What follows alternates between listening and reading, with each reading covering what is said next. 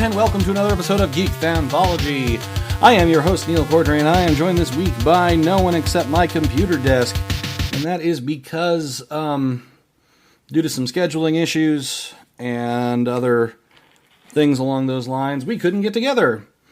Now, I know normally, in situations like this, we do a top 10, because it's easy to produce top 10 content by yourself.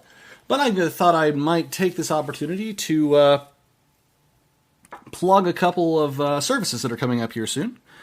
First of all, this episode and all subsequent episodes of the podcast are going to be going up on our YouTube page. If you are, someone who really likes to get their podcasts on YouTube, or know someone who really likes to get their podcasts on YouTube, we are once again putting everything back up on YouTube. We are at youtube.com/Working Theory Productions. This is also where we are going to host the going forward live, everybody. Something that I did a lot in earlier years, and I'm trying to get back into the habit of, is reacting to a movie right after having seen it in the theater in a video format. And I'm going to be putting those all on our YouTube page now going forward. And I'm going to be going to see a lot more movies, because Alamo has a service called Season Pass, and it's like Movie Pass, except it's only good for Alamo Drafthouse. Still not sponsored by Alamo Drafthouse, and this is disappointing to me. But I still love the theaters and go there all the time. I'm also thinking maybe about starting up some text reviews on the website under the link that'll say Movie Blog, which doesn't actually exist yet, but I'm thinking of starting just a small like text review page on our website as well, which is www.workingtheoryproductions.com. So instead of a top 10, like one would normally do when I am by myself, instead, I am going to offer you a brief, and by brief I mean 10 to 15-ish minute review of 4 different movies that I have seen in the last 2 weeks. Because I just got Alamo Season Pass and went a little bit crazy on it for my birthday. By the way, I leveled up this last weekend, which is why the episode is a little bit late. But today we are going to be talking about The Color Out of Space, Knives Out, Birds of Prey, and the Emancipation or whatever the heck of Harley Quinn, and The Gentleman, because these are the 4 movies that I've seen in the last 2 weeks.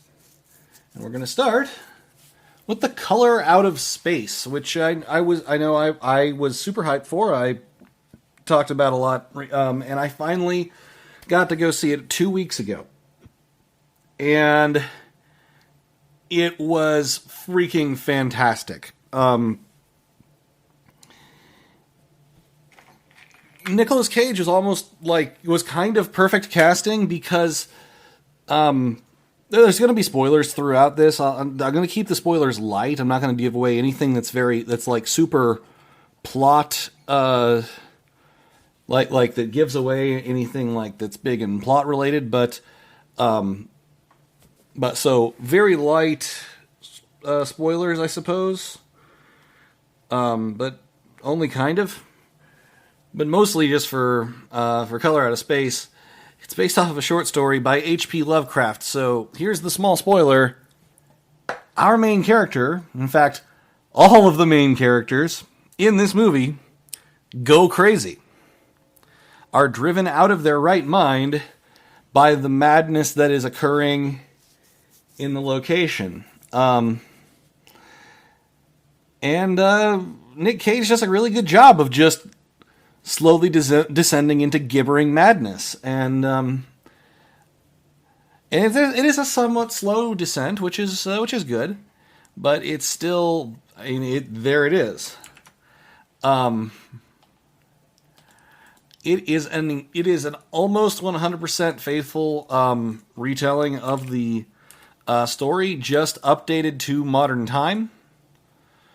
There's a lot of there's a lot of stuff in there that is thrown in specifically for people who like Lovecraft, like the the audience surrogate character, frequently wears Miskatonic University T-shirts, which is pretty great if you know Miskatonic U, home of Herbert West, the Reanimator, Professor Armitage, and other such characters from the Lovecraftian universe. It's just really, really well done. Apparently, the color out of space is primarily fuchsia, or a combination of red and or blue, which I felt was maybe a little bit, was perhaps a little bit, maybe, I can't make words come out of my mouth suddenly. Like, why is purple always got to be the color that's weird and what the hell? Also, I think it's kind of funny because, like, red and blue being shown into a light simultaneously is sometimes used in LGBT film to sort of indicate bisexuality or something that is otherwise queer. And the fact that it is also the fact that it is used so heavily, blue and red from alternate sides of the screen, as this otherworldly horrible thing that is driving everybody insane. I don't think it was intentional, but it is very humorously kind of backing up how kind of horrible a person H.P. Lovecraft was. And if you're not aware, Lovecraft was a racist and a bigot, and I'm sure he probably hated the gays too. I mean, like, it's just like he really didn't like otherness, which is why he wrote so much good supernatural horror, because he's like, this is terrible about a lot of things, and was able to capture that in sort of and I'm not trying to endorse such a view, but I think that his existential terror over things along the lines of race and the like allowed him to write existential terror that was very thinly veiled racial critique, but you can still read it without that and still enjoy the content, if that makes sense. Yet another group of things that Neil has said that, if taken out of context, sound kind of racist. But whatever. I can't help it if I'm not making myself clear. Trying. It was really good.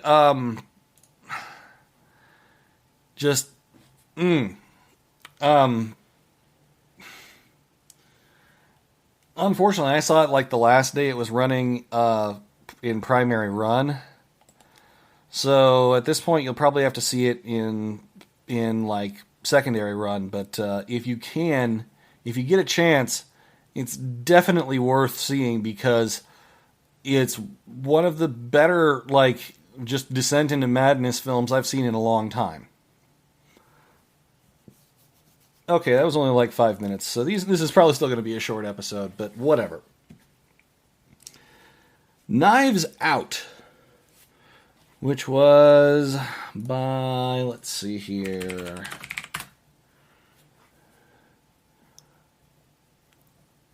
Knives Out, a Rian Johnson film. It is a murder mystery. So I'm definitely not going to spoil whodunit. But it was really good. Like, it had a lot of really great twists and turns that I was not expecting. There's a little bit of the subversion of the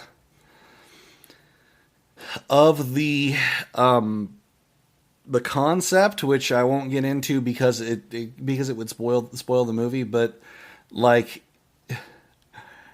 it's a murder mystery, yet it also subverts murder mystery, yet is also successfully a murder mystery. Figure that out. The casting is freaking excellent. Daniel Craig as Benoit Blanc was just great. Chris Evans as Ransom Drysdale. Like, it's got a star-studded cast. It was fantastic. I highly, highly recommend checking it out because it was a lot of fun. And apparently, I've been told when I do a Southern accent, I sound like Daniel Craig doing a Southern accent. Which, you know what? I'll take it.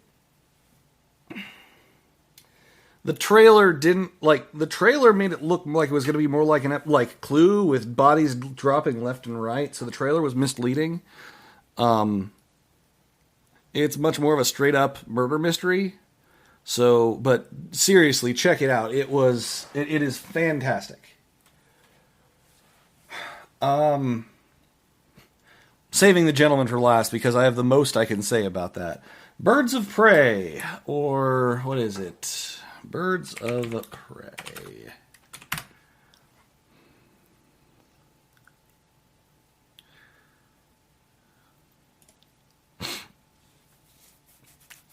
The title in full is Birds of Prey and the Fantabulous Emancipation of One Harley Quinn was a perfectly alright movie. It wasn't bad. It wasn't great. I'm starting to experience superhero fatigue. But it was fine. Margot Robbie still did a great job as Harley Quinn. She also produced the movie. And hired as many female working people in the industry as possible. So it's also pretty cool in as much as it's a very woman driven movie, which is good. A woman driven action movie, and it doesn't skimp on the action. It is good, and just. It's set in the DCEU as much as the DCEU exists. So it is in canon with Suicide Squad and Justice League and other such. It's set after Suicide Squad, as a matter of fact, and honestly, it's entirely decent. I have a couple things that made me a little bit disappointed about it. They cast someone as Renee Montoya, but they didn't get her going all question on people, which disappointed me. I would have loved to see her get like a faceless mask going and assume the mantle of the question. But at the same time, it would it was fine. It wasn't a great movie. It wasn't a bad movie. I wouldn't say it was Iron Fist good. It was better than Iron Fist good. The action was enjoyable. It was somewhat formulaic, but that's my complaint with superhero movies. It was somewhat formulaic. But it was good. If you want a good, mindless action movie that's rated pretty hard R because there's pretty nasty violence and they swear a number of cusses, then this is your movie. I mean, you will enjoy the movie. So as for for purposes of perspective, I would not turn down the opportunity to see this movie again. I don't think I would probably be like... I don't think I'll probably seek out to go just watch it again. Probably. But, like, if somebody says, hey, Neil, you want to go see Birds of Prey? And I might, like, I might very well be down to pay to go see Birds of Prey again with someone else. So, you know, there's that. And now I'm going to talk about the movie that I have the most to say about, and honestly, of the four that I saw, I enjoyed the second most after The Color Out of Space. And The Color Out of Space was just designed for me to really like it. But The Gentleman. The Gentleman is a film by Guy Ritchie.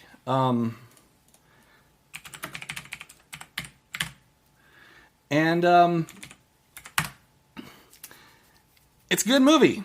Guy Ritchie has made this movie about 4 times now, by my count. So he's getting a lot of good practice at it. Let me explain what I mean by that. Guy Ritchie has made a number of other films that are of a similar flavor to this sort of thing.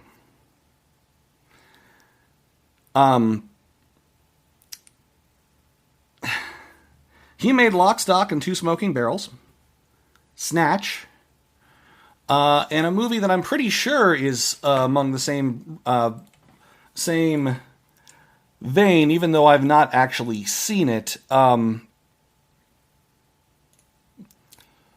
But like everything I've been able to work out from it makes it look like it's probably pretty much the same movie, which is a movie called Rock and Rolla. And he also has now made The Gentleman. Here is the aesthetic, because all 4 of these movies have practically the same aesthetic, which is you're in England, and there are criminals, and the criminals are all fighting over something, and they're pretty inept at it.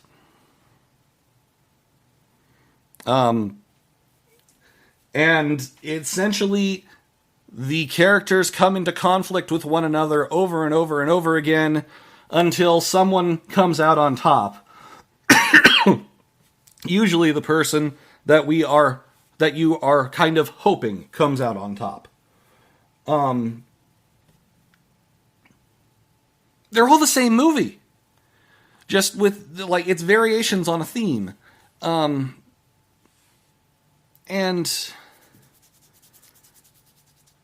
that's great. And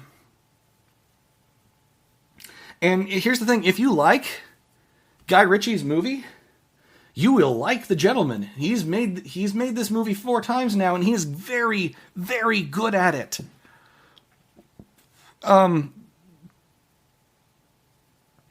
It's just,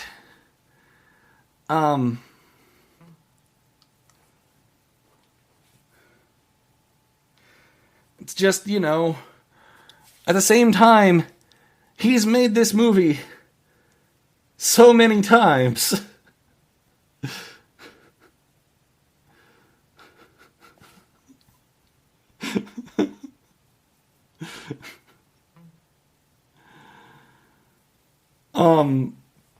The characters are not the main difference here is that the characters are less the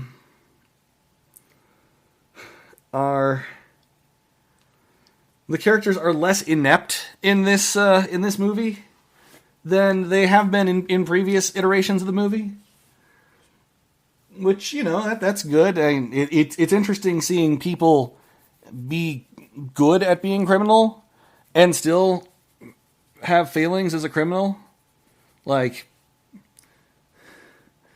they're just trying to get someone to come home, and they accidentally kick someone off a roof and off a balcony and kill them.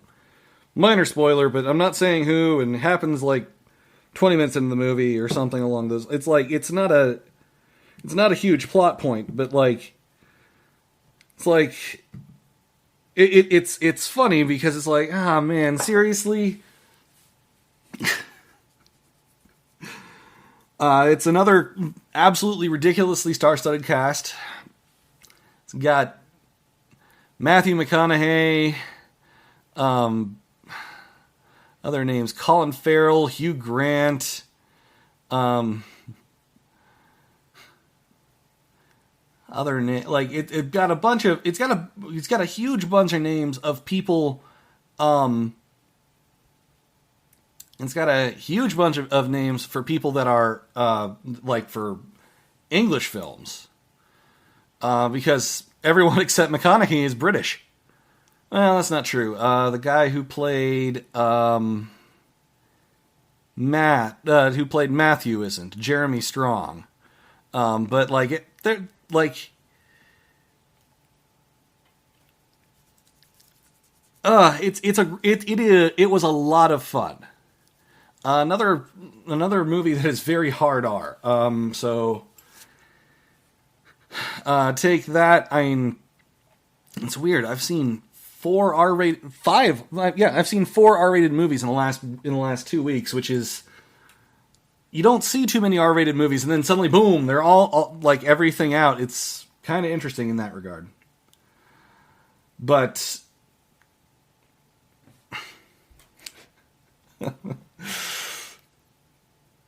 it's really interesting seeing Matthew McConaughey play a sort of soft-spoken. He's an American, but he's got himself in among England's upper crust, and is decidedly he is one of the gentlemen of question. It's a really good movie. All the movies I saw, I can very much recommend going out and seeing.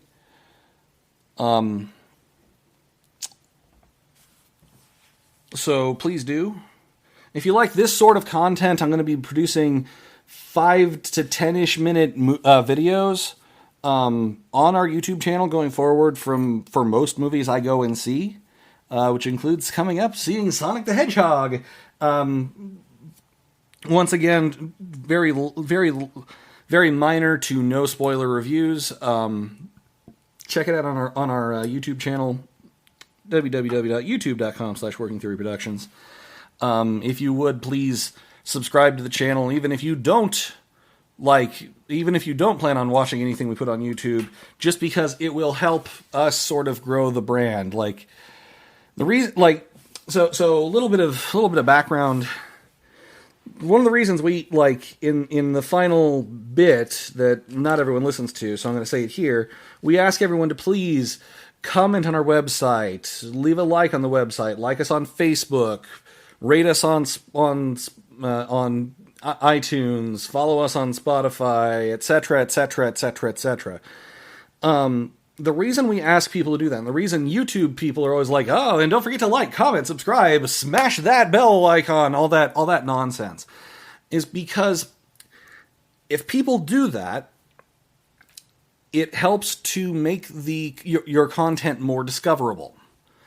Like it is the single biggest thing anyone listening to this podcast can do to help us more with the podcast. Yes, we ask for money. We have a Patreon, and we would love it if you donate. But a lot of people can't afford to, and I'm not holding that against them. We like to produce this content, but if you can help it get to more ears, then we can get it to more people who potentially can donate on Patreon, or we can potentially get like sponsorships, brand deals. And if that ever happens, by the way, if there is sponsorship of this YouTube channel, we will take on sponsors that not only am I okay with taking money from, but whose product I am willing to endorse. no Raid Shadow Legends promotions from me. I played the game. It sucks. So... But yeah, I know this has been a little bit weirder episode. All the episodes where I'm by myself always are because I don't have anyone to play against. I want to thank everyone who listened to the episode, and we will come back next time with a discussion of recent Star Wars material, specifically The Mandalorian as well as Episode 9. I'm going to try and squeeze those both into one episode, so hope you tune in. I have been Neil. This has been Geek Fanthology, and we will talk to you again next time. This podcast is a production of Working Theory Productions. It was brought to you by the letter T and the number 93. Opening theme is Ultra Mega Hyperstorm, and ending theme is March of the Mind, both by Kevin MacLeod. If you enjoyed this podcast or know someone who would, please consider sharing it on your social media, sending us an email, or leaving us a comment. If you're listening on iTunes, please rate us. If you're listening on Spotify, please follow us. If you're listening on YouTube, please like, comment, subscribe, hit the bell icon, etc., etc. Literally anything you can do to help the algorithm make us more visible is appreciated. If you really enjoyed this podcast, please consider making a donation to help support us. Either a one-time donation on our website via Stripe or a reoccurring one at Patreon at patreon.com/workingtheory. Final thought. Seriously, Alamo, email me.